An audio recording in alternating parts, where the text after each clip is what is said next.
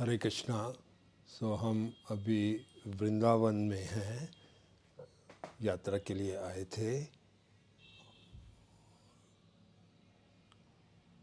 कुछ तीर्थों का हमने दर्शन किया और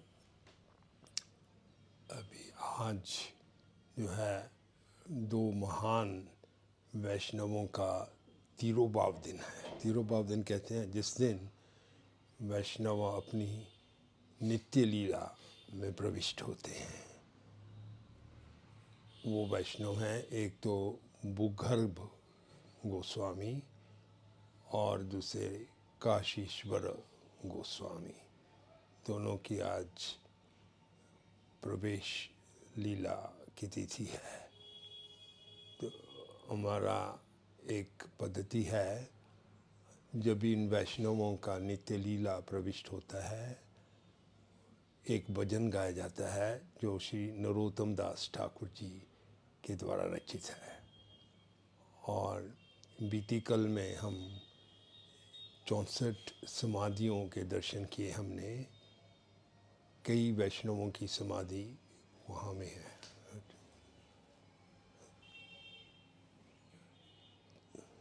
What is saying? Not audible. आपको सुनाई दे रहा है? थोड़ा सा बाहर है, तो आशा है कि आपको सुनाई दे रहा होगा।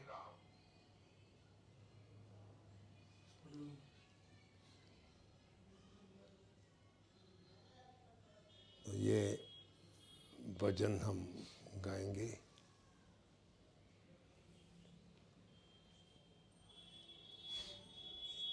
ये भजन गाएंगे। ओके, सुनाई दे रहा है, ठीक है। ठीक है, हमको यही चिंता थी कि हम वृंदावन में इस रूम में हैं, इंटरनेट मालूम नहीं ठीक होगी कि नहीं, पर प्रयास तो करेंगे। हम ये भजन गाएंगे। हरे कृष्णा। जे आनिलो प्रेम धना, हरि नाम संकीर्तना। ये जो मोबाइल यूज़ करें या कई और साधन है तो आप जे में देखिए। ये भजन जे से ज से शुरू होता है। जे आनिलो प्रेम धन, करुणा प्रचुर। ये आनिलो प्रेम धन, करुणा प्रचुर। हेनु प्रभु को था गेला आचार्य ठाकुर। हेनु प्रभु को था गेला आचार्य ठाकुर। कहाँ मोरा स्वरूप रूपा, कहाँ सनातन। कहाँ मोरा स्वरूप रूपा, कहाँ सनातन। कहाँ दास रघुनाथा, पतित पावन। कहाँ दास रघुनाथा, पतित पावन। कहाँ मोरा भट्टायुगा, कहाँ कबीराज। कहाँ मोरा भट्टायुगा, कहाँ कबीराज। देखा काले को था गेला गोर नटराज। देखा काले को था गेला गोर नटराज। भट्टराज पतन कुटिबो माथा नानाले पशिबो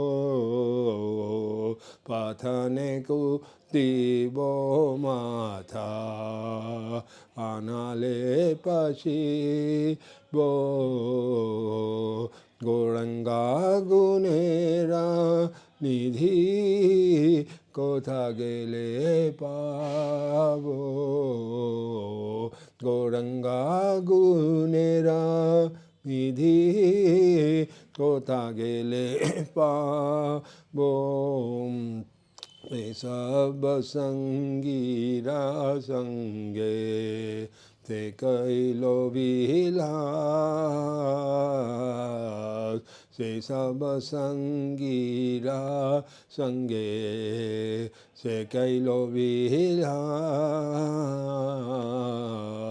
ते संगन पया कंदे नरोत्तम दास ते संगन पया कंदे नरोत्तम दास अनिलो प्रेमोदाना करुणा प्रचुर हेनु प्रभु कोथा गेला आचार्य ठाकुर हेनु प्रभु कोथा गेला भूगर्भा ठाकुर हेनु प्रभु कोथा गेला काशीश्वर ठाकुर। जय ओम विष्णुपाद परमहंस परिव्राजक आचार्य आस्तोत्र सत Shri Srimad his divine grace AC Bhaktivedanta Swami Srila Prabhupada की जय। इस्कॉन BBT फाउंडर आचार्य his divine grace AC Bhaktivedanta Swami Srila Prabhupada की जय। जय ओम नित्य लीला प्रविष्टा स्तोत्र श्रीमद श्रील भक्ति सिद्धांत सरस्वती ठाकुर की जय। नाम आचार्य हरिदास ठाकुर की जय। प्रेम से कहो श्री कृष्ण चैतन्य प्रभु नित्यानंदा श्री अद्वैता गदाधर शिवासादि गौर भक्तवृंद की जय। श्री श्री राधा कृष्ण गोपे गोपीनाथ श्याम कुंद राधा कुंड गिरी गोवर्धन की जय।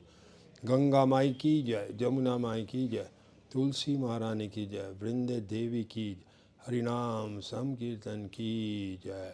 श्री श्री वृंदावन धाम की जय। श्री भूगर्भ गोस्वामी की जय। श्री काशीश्वर गोस्वामी की जय। All glories to the assembled devotees.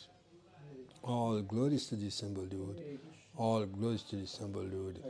All glories to Guru and Guranga. All glories to Srila Prabhupada. Srila Prabhupada ki jai. Om Namo Bhagavate Vasudevaya. Om Namo Bhagavate Vasudevaya. Om Namo Bhagavate Vasudevaya. Om Ajnanatimirandasya Jnananjanashalakya Chaksurunmilitam Yena Tasmai Shri Gurave Namaha. Shri Chaitanya Manobhistam Sthapitam Yena Bhutale Swayam Rupa Kadamayam Dadati Sabadantikam. Jai Shri Krishna Chaitanya प्रभु नित्यानंद श्री अद्वैत गदाधर शिवासादि गौर भक्तवृंद। हरे कृष्णा कृष्णा कृष्णा हरे हरे, हरे राम राम राम हरे हरे। आज पहले हम श्री भूगर्भ गोस्वामी के बारे में थोड़ा चर्चा करेंगे और फिर उसके बाद काशीश्वर गोस्वामी जो दोनों ही चैतन्य महाप्रभु जी के बहुत महान भक्त थे, और फिर वृंदावन की महिमा श्रील प्रभुपाद जी के मुखारविंद। ये एक संवाद हुआ था श्रील प्रभुपाद जी और उनके वरिष्ठ डिवोटीज डिसाइपल्स श्याम सुंदर प्रभु और उनके एक गुरु भाई थे OBL कपूर और एक डिवोटी थे शिष्य गुरुदास। तो वो महिमा जो वृंदावन की प्रभुपाद जिनके मुखारविंद से आए, वो राधा दामोदर मंदिर में उनके रूम में ही संवाद हुआ, उसके बारे में हम बताएंगे। और अभी हम राधा दामोदर जी का बात कर रहे थे। आप सबको ज्ञात होगा सनातन गोस्वामी जी को श्री कृष्ण जी ने कहा था कि हर रोज़ गोवर्धन की परिक्रमा करने आपके लिए थोड़ा कठिन होगा, क्योंकि वो भी वृद्ध हो गए थे सनातन गोस्वामी जी।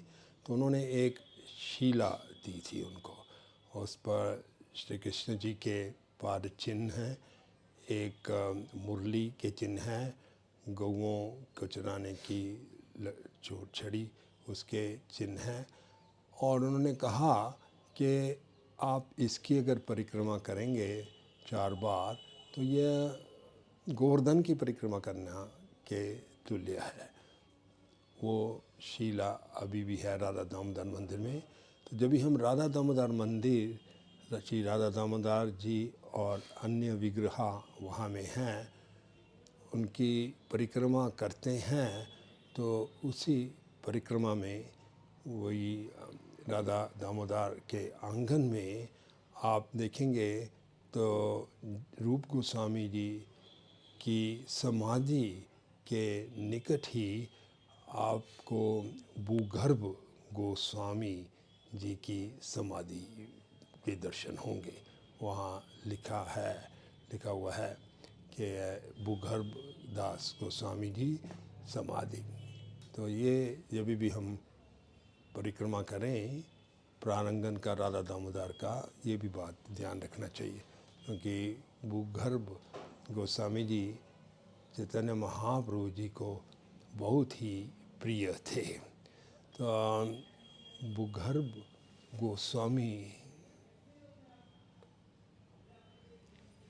गोस्वामी जी और लोकनाथ स्वामी जी कहा गया है कि जैसे लोकनाथ स्वामी जी ने चैतन्य चरितामृत के जो लेखक कृष्णदास कविराज जी, उनसे निवेदन किया था कि कृपा कर मेरा नाम अपनी ग्रंथ में मत लिखना। कारण यह कि लोकनाथ स्वामी जी बहुत नम्र स्वभाव के थे।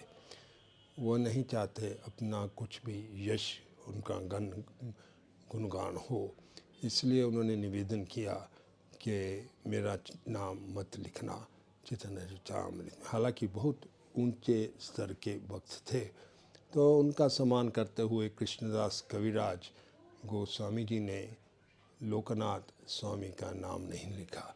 और साथ साथ लोकनाथ स्वामी जी के एक परम मित्र भी थे, उनका नाम था भूगर्भ गोस्वामी, जिनका आज तिरुभाव दिन है। तो भूगर्भ गोस्वामी जी भी लोकनाथ स्वामी जैसे ही नम्र स्वभाव के थे, और उन्होंने भी चाहा कि उनका नाम नहीं हो। हालांकि चैतन्य चरितामृत में एक बार ही उनका नाम आता है, उसमें एक संबंध में कि वह चैतन्य महाप्रभु जी ने उनको आदेश दिया वृंदावन आने का, बस इसके अलावा और नाम नहीं आता। वैष्णव इतने नम्र स्वभाव के होते हैं, अपना यश गुणगान की कभी अभिलाषा नहीं करते। लोकनाथ स्वामी जी तो इतने नम्र स्वभाव के थे, उन्होंने कोई शिष्य तक नहीं स्वीकार किया, बाद में किया, पहले नहीं किया।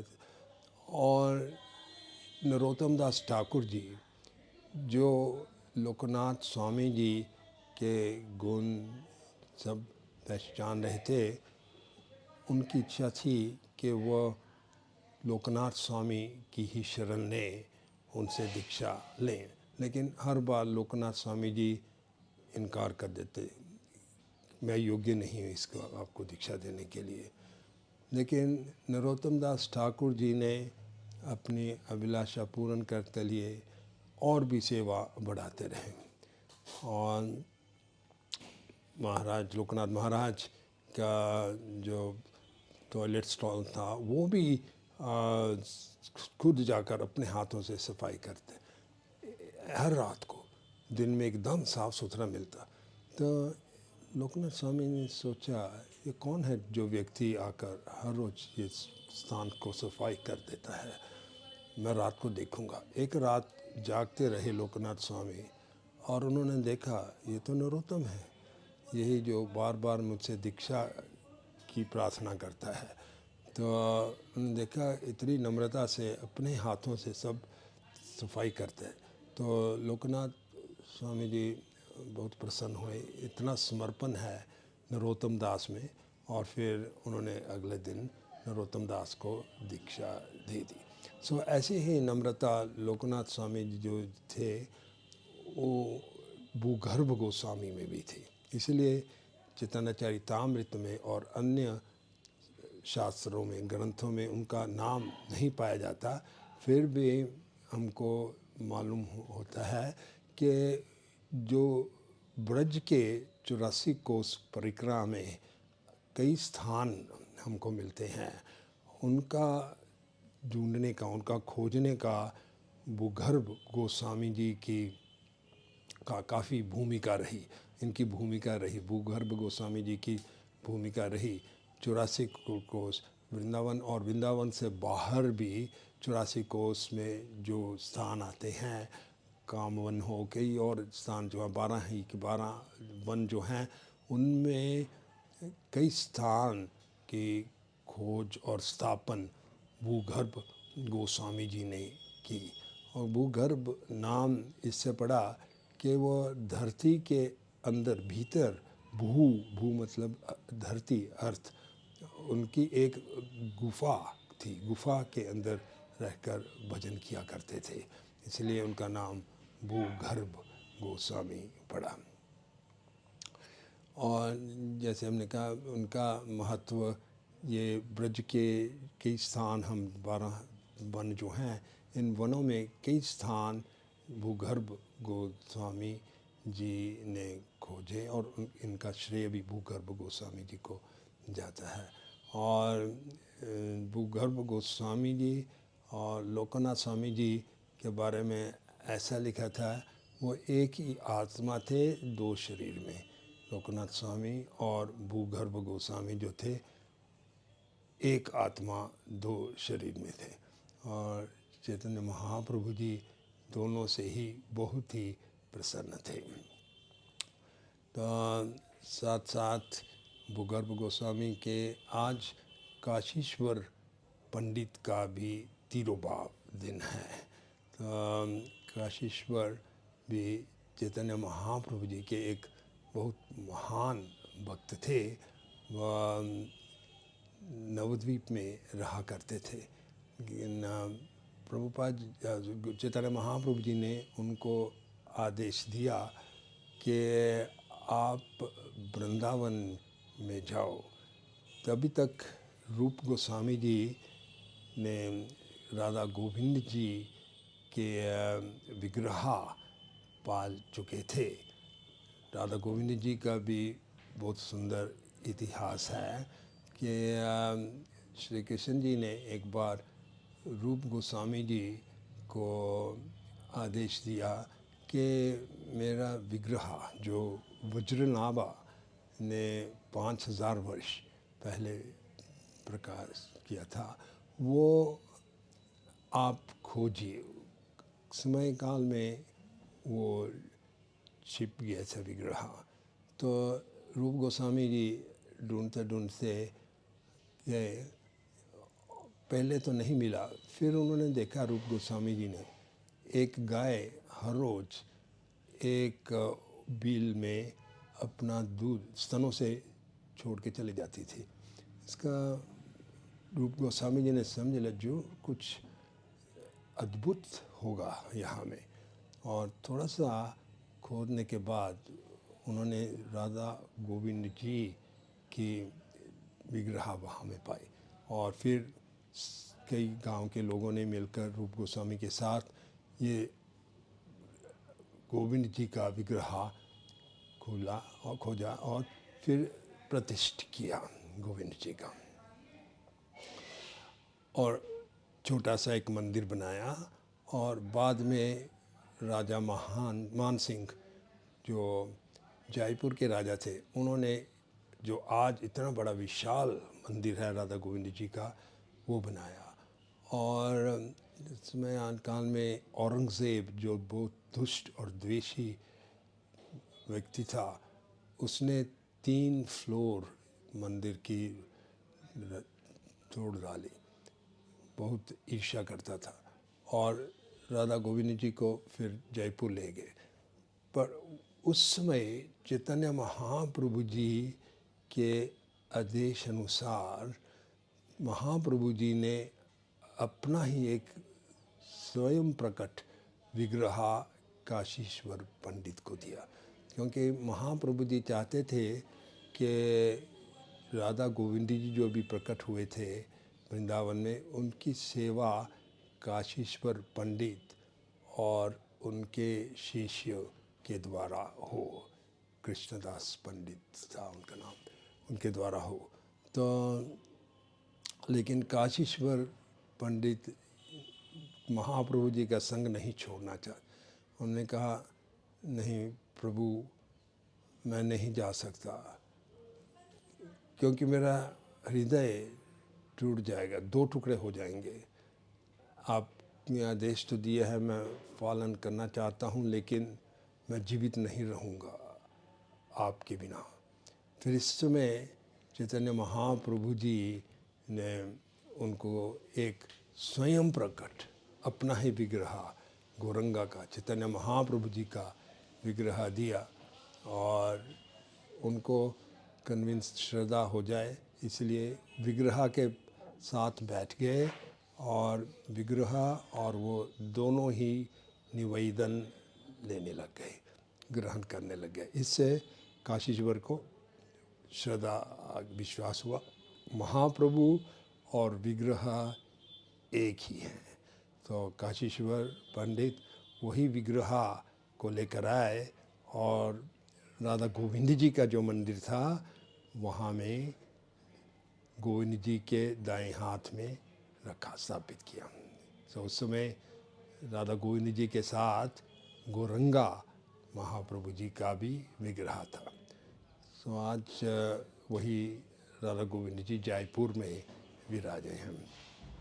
तो ये बहुत संक्षिप्त में काशीश्वर पंडित और भूगर्भ के बारे में बताया है, क्योंकि इन दोनों महान वैष्णवों की इच्छा अनुसार जो हमारे अन्य आचार्य हैं, कृष्णदास कविराज और जो चैतन्य महाप्रभु जी के अन्य लीला लिखी हैं, उन्होंने इंक्लूड नहीं किया, क्योंकि इनकी इच्छा थी कि हमारे नाम, हमारे यश का गुणगान नहीं हो। फिर भी जो भी है हमको रियलाइज़ करना चाहिए, ये बहुत महान आचार्य हैं।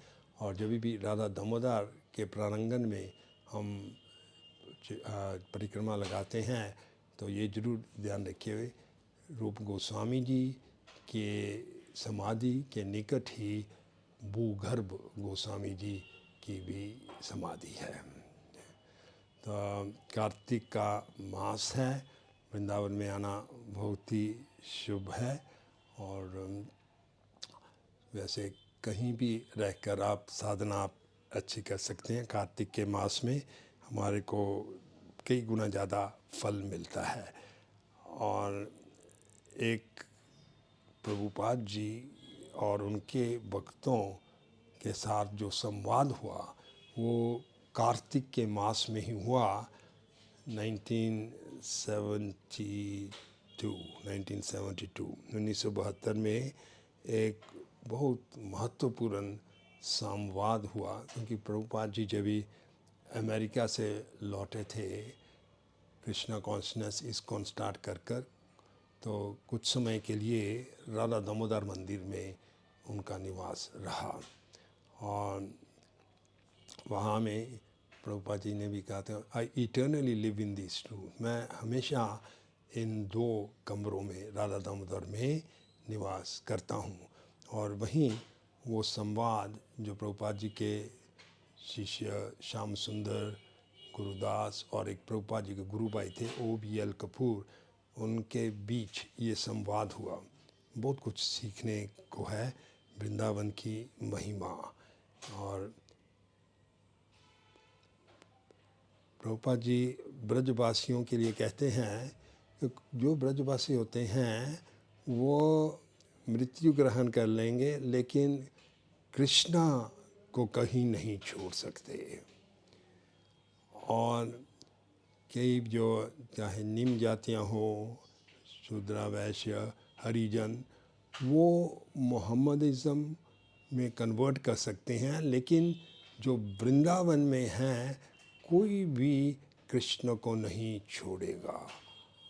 चाहे उनको पूरा दुनिया का धन सोना पूरा दे दिया जाए, वो वृंदावन को छोड़ना नहीं पसंद करेंगे। वृंदावन में ही हम ठीक हैं, ऐसा वृंदावन वासी सोचते हैं। और भक्त जो हैं वो सोचते हैं ये वृंदावन ही है, गोलोक वृंदावन जैसा ही है।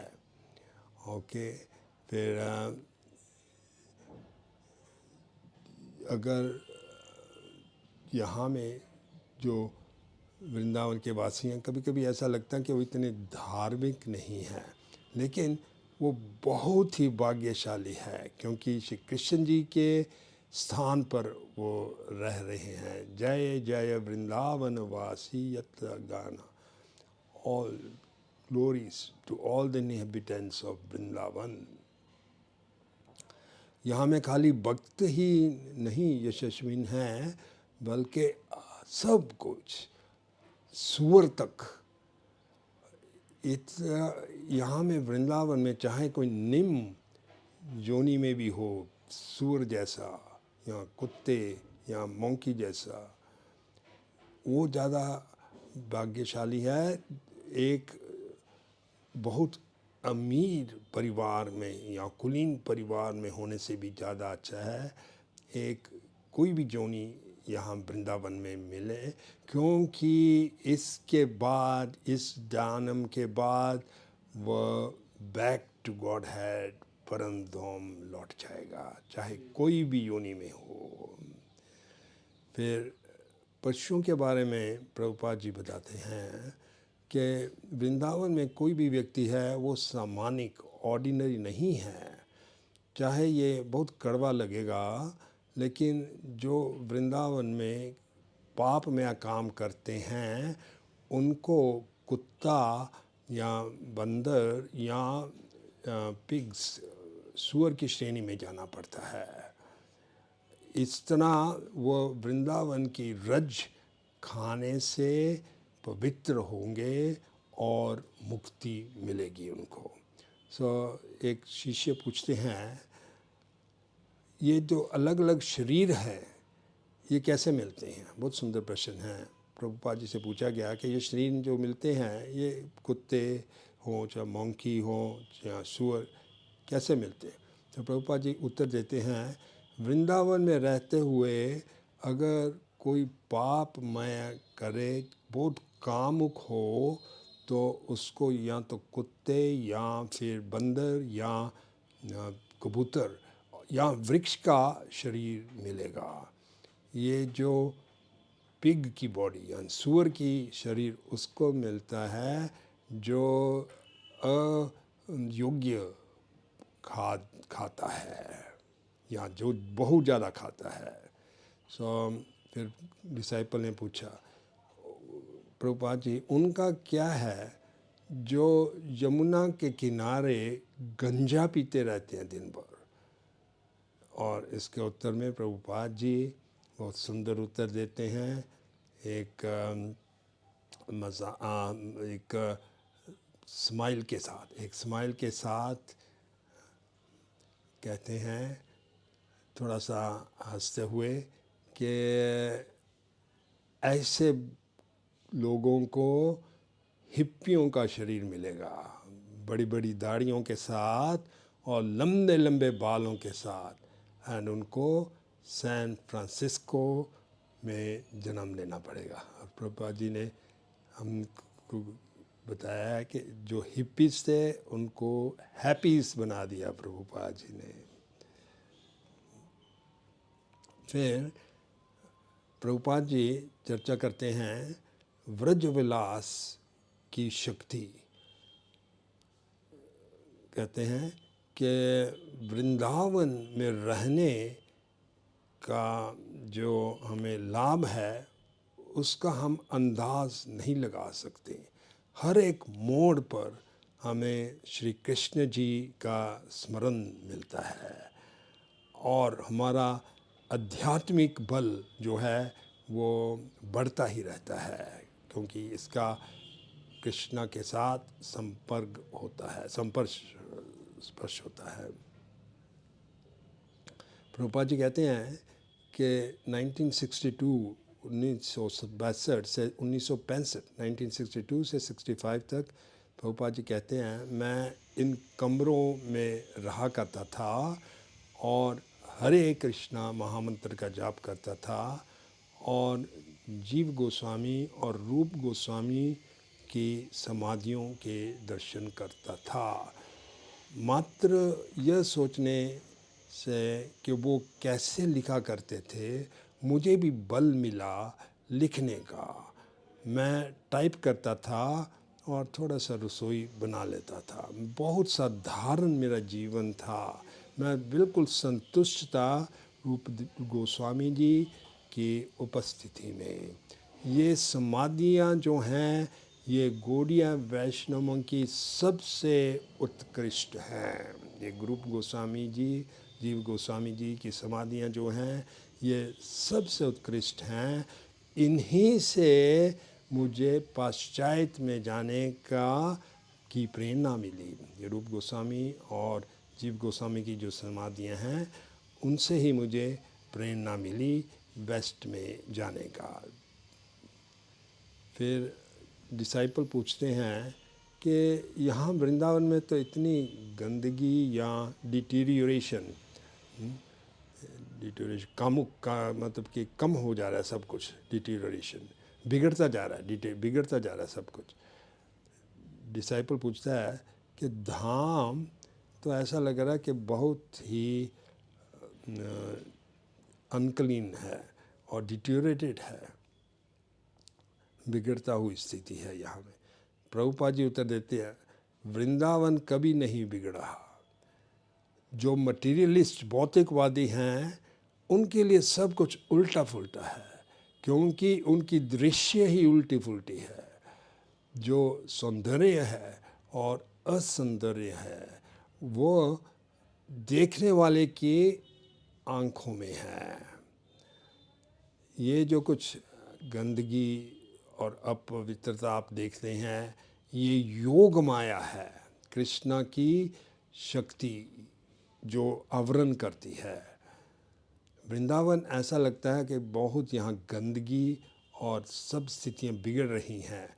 इसलिए होती हैं क्योंकि जो नास्तिक हैं और जो भौतिकवादी हैं और मायावादी उनको दूर रखने के लिए, ताकि वो वृंदावन में नहीं आए। लेकिन भक्त के लिए वृंदावन जो है कृष्णा के परम धाम गोलोक वृंदावन जैसा ही है। गोलोक वृंदावन की जाए, वृंदावन धाम की जाए। लेकिन आपके नेत्र होने चाहिए। वृंदावन नहीं तो आपसे छिपा रहेगा और छिपा रहेगी। एक्चुअली प्रभुपाद जी कहते हैं वृंदावन अपने आप को छिपा लेती है, छिपा लेती, स्त्रीलिंग में यूज़ किया है, छिपा लेती है फ्रॉम द मटीरियल्स। जो भौतिकवादी है उससे वृंदावन धाम अपने आप को छिपा लेती है। आगे चलकर बताएंगे प्रभुपाद जी छिपा लेती या लेता क्यों नहीं कहते। वृंदावन जो है सर्वशक्तिशाली है। यहाँ में कुत्ते और सूअर भी जो है उनकी भी जो मुक्ति है निश्चित है। यहाँ में जीवन जो है वो प्रदूषित नहीं है, क्योंकि सब यहाँ में पवित्र हो जाते हैं। सो कैसे कह सकते हैं कि स्थिति बिगड़ रही है? बिगड़ी नहीं है। अगर कुत्ते और सुअर, बंदरों को मुक्ति मिल जाती है तो वृंदावन किस तरह से बिगड़ा? इस बिगड़ने का सवाल ही नहीं आता। फिर प्रभुपाद जी से पूछा गया, वही डिसाइपल ने, कि जब भी आपने वृंदावन के बारे में कहा कि वृंदावन अपने आप को नास्तिकों से छिपा लेती है, इसका अर्थ बताइए कि आपने ऐसा कैसे कहा कि छिपा लेती है? सो प्रभुपाद जी उत्तर देते हैं कि स्पिरिचुअल चेतना जो है, आध्यात्मिक चेतना जो है, उसमें सब कुछ व्यक्तित्व है, सबका व्यक्तित्व रूप होता है। और प्रभुपाद जी एक उदाहरण देते हैं कि रामायण में हमको ये मालूम होता है, रामायण से, कि रावण की नगरी लंका की जो इष्ट थी वो हनुमान के पास आई, एक बहुत विशाल रूप धारण करके। एक राक्षसी थी, वो लंका की पर्सनालिटी थी, व्यक्तिगत लंका आई थी, और हनुमान जी ने अपने गद से उसको गिरा दिया, उसको मारा। सो वैसे ही वृंदावन की भी एक पर्सनालिटी है। फिर प्रभुपाद जी कहते हैं लिबरेशन इन वृंदावन। प्रभुपाद जी कहते हैं कि जो सुअर हो चाहे भक्त, सब ही लिबरेटेड या मुक्त, सबको मुक्ति मिलेगी बिना किसी भेदभाव से। चाहे कोई सुअर हो चाहे भक्त हो, सबको मुक्ति मिलेगी। जब तक के कोई भक्त नहीं हो प्रीवियस जन्म में, पूर्व जन्म में, वो यहाँ यहाँ जन्म नहीं ले सकता। जो भी यहाँ में है वो पिछले जन्म में भक्त था,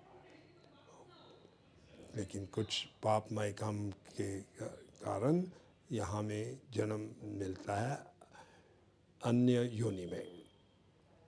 और प्रभुपाद जी कहते हैं चाहे एक सुअर की या कुत्ते के शरीर में कुछ वर्षों तक लेना चाहिए, लेकिन ये कुछ बाधा नहीं है। ये तो मात्र अपने पापों का फल दूर करना होता है। फिर डिसाइपल पूछता है कि वृंदावन में क्या मुक्ति मिल सकती है उनको जिन्होंने गुरु नहीं अपनाए हैं? तो प्रभुपाद जी उत्तर देते हैं हाँ, क्योंकि वृंदावन साक्षात कृष्ण की निगरानी में है और कृष्ण ही उन सब के स्पिरिचुअल मास्टर गुरु हैं। फिर प्रभुपाद जी कहते हैं कि हमेशा वृंदावन में रहना और पर्सनल सर्विस श्री राधा रानी जी की, यह गौड़ीय वैष्णवों की का लक्ष्य है। हमारे हृदय में, हमारे मन में और हमारे जीवन में हमको हर एक क्षण वृंदावन में रहना चाहिए, चाहे कहाँ भी हो, लेकिन हमारा हृदय, हमारा मन, हमारा जीवन वृंदावन में ही रहना चाहिए। वृंदावन का ध्यान करना चाहिए, सपन आने चाहिए और ट्राई आवर बेस्ट, हमारा पूरी कोशिश करनी चाहिए सबको वृंदावन की जो मधुर यश है उसके बारे में बताने का। हर एक गौड़ीय वैष्णव जो है वृंदावन का संदेश वाहक है और वृंदावन की जो शुभ समाचार हैं, राधा गोविंद जी का जो सेवा भक्ति है वो सबको देनी है। और प्रभुपाद जी ये अपना संवाद विराम करते हुए कहने लगे, मैं तो मात्र वृंदावन का मैसेंजर ही हूँ, यानी कि वृंदावन का संदेश वाहक हूँ। तो ये वृंदावन के यश प्रभुपाद जी के मुख अरविंद से साक्षात जो उन्होंने लेटर्स में लिखा वो थोड़ा सा हमने सुनाया। कार्तिक का मास है, कार्तिक की जो इष्ट देवी है राधा रानी है। हर एक मास की एक इष्ट देवी होती है और कार्तिक की हैं राधा रानी, स्वयं राधा रानी। वृंदावन में आना कार्तिक में बहुत ही शुभ है। और प्रभुपाद जी का मुख्य उपदेश ये था कि वृंदावन की खोज हमको हमारे हृदय में ही करनी है, नाम जप करने से, भक्तों का संग रखने से और अध्ययन करने से। तो वृंदावन भक्त के हृदय में ही प्रकट होगा। आज यहाँ में विराम लेंगे। वृंदावन धाम की जय, भूगर्भ गोस्वामी की जय, काशीश्वर पंडित की जय, श्रील प्रभुपाद की जय। हरे कृष्ण।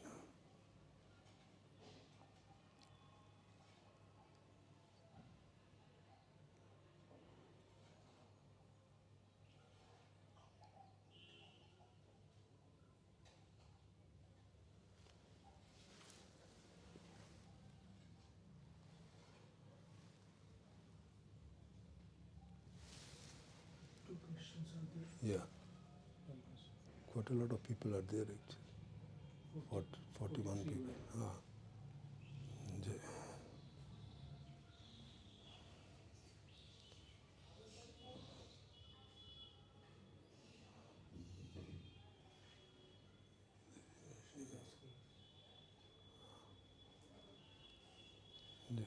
हरे कृष्णा। अंजलि माता जी, आप प्रश्न पूछिए।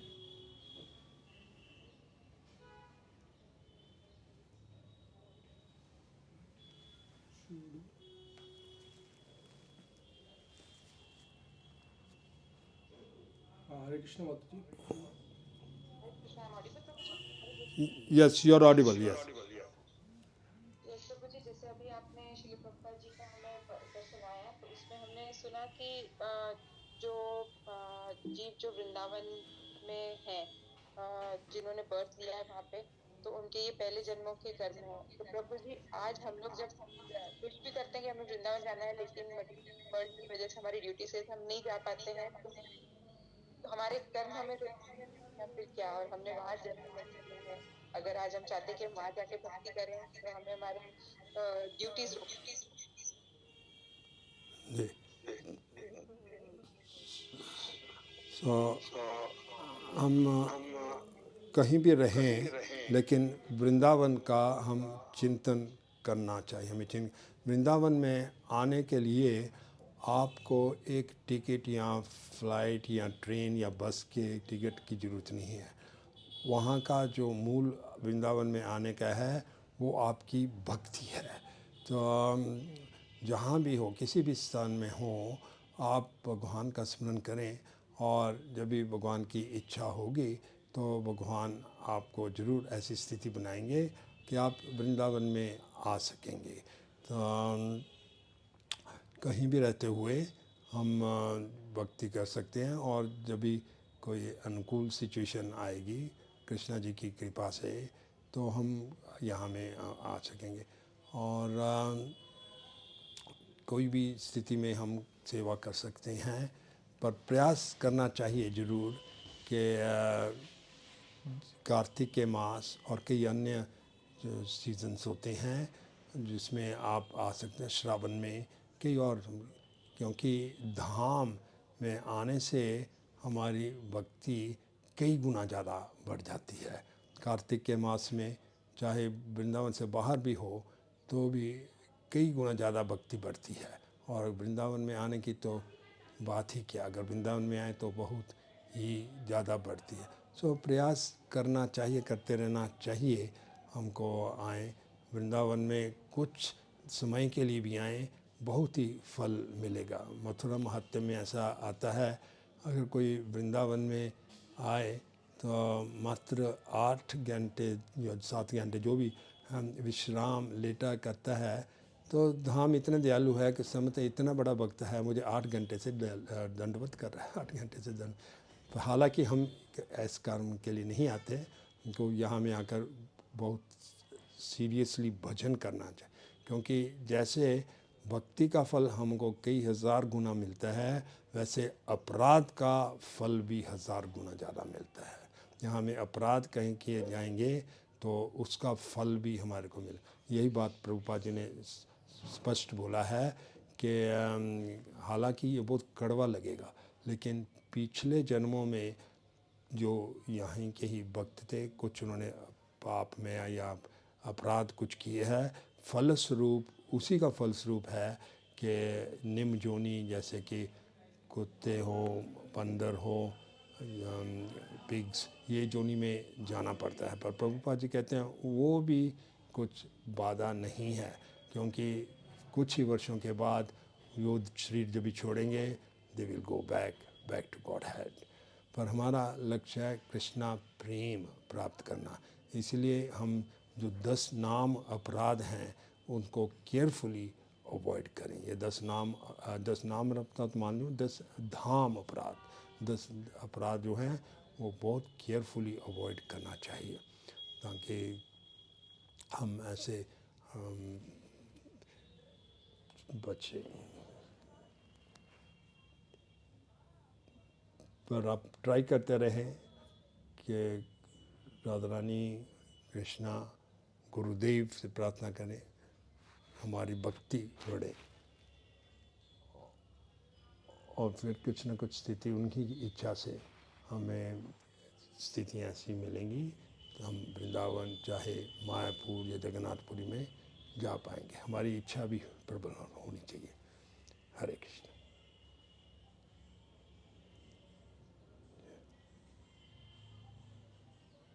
हरे कृष्णा। मंजूराय माता जी, आप अपना प्रश्न पूछ सकते हैं, अनम्यूट कर लीजिए। हरे कृष्णा प्रभु जी, धन्यवाद प्रणाम। जी हरे कृष्णा। जिज्ञासा थी जी प्रभु जी, मैंने सुना था जीव गोस्वामी या सनातन स्वामी जो भी स्वामी जी है, उनके जो समाधि है उसमें बहुत सारे ग्रंथ हैं जो उनकी समाधि में दबा दिए गए हैं, क्योंकि हम कलयुग के लोग उतना सारा हम नहीं पढ़ पाएंगे, सिर्फ हमारे लिए 40 ग्रंथ ज्यादा इम्पोर्टेंट है। तो प्रभु ये जानना चाह रही थी मैं कि ये सही बात है क्या प्रभु जी? मैंने सुना है ये। हाँ, तो हमें जीव गोस्वामी जी ने बहुत से ग्रंथ लिखे हैं, और एक्चुअली जब भी हम सनातन गोस्वामी जी के मंदिर के परिक्रमा करते हैं तो वहाँ में भी एक आती है समाधि जिसको कहते हैं ग्रंथ समाधि। तो कई ग्रंथ वहाँ में भी उनको भी समाधि दी गई है, पर हमको जो गुरुदेव के आदेश अनुसार जो ग्रंथ पढ़ने चाहिए वो उसी पर विधि से वो पढ़ना चाहिए हमारे को। और प्रभुपाद जी ने भी इनकरेज किया है कि जीव गोस्वामी और अन्य जो हमारे आचार्य हैं, रूप गोस्वामी, सनातन गोस्वामी, उनके ग्रंथ पढ़ने चाहिए। हमको वो ग्रंथ पढ़ने चाहिए जो गुरुदेव ने हमको ऑथराइज़ किए, क्योंकि कुछ जो टॉपिक्स हैं बहुत एडवांस्ड हैं, वो हम उनको समझने के हम अभी हमारे में हमारा अधिकार नहीं है हमको वो, क्योंकि प्रेम भक्ति बहुत ऊंचा स्तर के है। तो हमारे लिए जो रूप गोस्वामी द्वारा nectar of devotion, nectar of instruction, कुछ अन्य शास्त्र हैं वो लिखे जीव गोस्वामी द्वारा भी, सनातन गोस्वामी जी द्वारा हरि भक्ति विलास, पर लेकिन कुछ ग्रंथ जो हैं वो हमारी समझ के अभी बाहर है, हम इतना नहीं समझ पाते। तो मुख्य बात तो यह है कि जो हमारे आचार्यों ने अभी फॉर एट अवर लेवल जो दिए है वो सीरियसली समझ पाए। वो भगवद गीता, भागवतम, चैतन्य चरितामृत और कुछ ग्रंथ हैं जो हम समझ पाते हैं, जैसे प्रभुपाद जी ने nectar of devotion, nectar of instruction दी है, पर कई पुस्तकें हैं जो हम हमारी समझ के बाहर हैं, अब हम नहीं समझ पाएंगे जब तक बहुत एडवांसमेंट नहीं हो हमारा। तो एक और पर आचार्यों ने बहुत से ग्रंथ दिए हैं, पर हमको जितना हमारा अधिकार है उतना समझना चाहिए, उतना ही पढ़ना चाहिए। नहीं तो हमने देखा है कि कई ग्रंथ पढ़ने से जब तक वो लेवल पर नहीं आए, लोगों में कन्फ्यूजन आ जाता है, या कई बार डिवोटीज अपने आप को बिना अधिकार के एडवांस्ड समझने लग जाते हैं। वो उससे भी हमारे को बचना चाहिए। तो बेहतर तो होगा कि ये सोसाइटी प्रभुपाद जी ने दी है इस्कॉन, और इस्कॉन के जो स्टैंडर्ड्स हैं वो हम फॉलो करें, विधि फॉलो करें। हरे कृष्ण।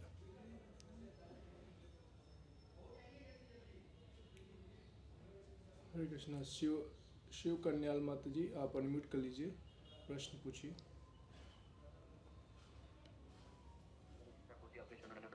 जी हरे कृष्णा। यस शिवकर्ण जी। मेरा प्रश्न ये है कि मैं अपने अंदर रांध भी सुनी चना और भी सही सुना मानी न मानी देना, ये भाव कैसे कल्टिवेट करूँ, इसकी क्या प्रोसेस?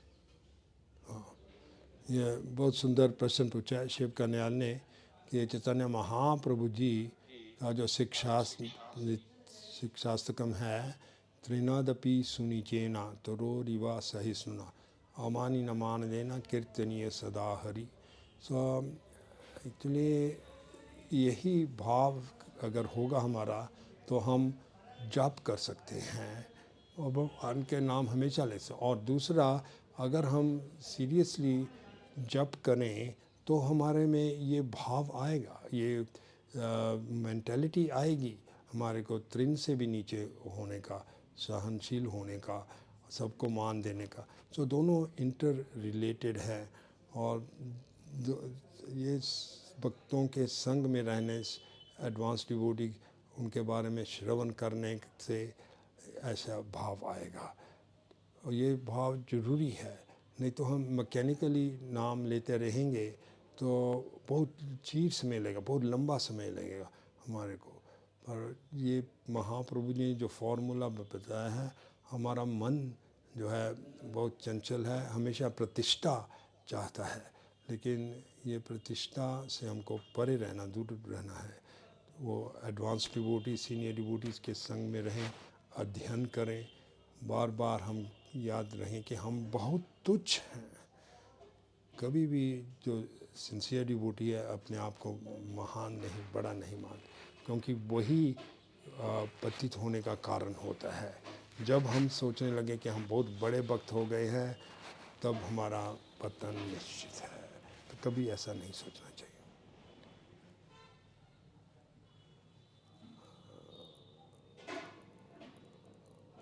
हरे कृष्ण। ओके, ठीक है। आज हमारा एक और दूसरा प्रोग्राम है, तो यहाँ हम विराम देंगे।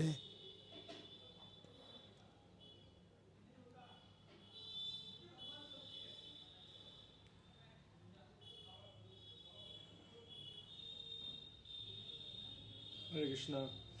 तो महाराज ने बहुत सुंदर कृष्ण कथा करी, और आज दो महान वैष्णवों का डिसिप्लिन में कितना सुंदर पास्ट टाइम्स बताया।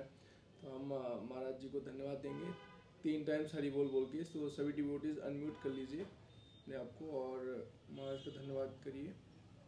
हरि बोल, हरि बोल, हरि बोल, हरि बोल। श्रीला महामन गुरु महाराज की जय, प्रभुपाद की जय।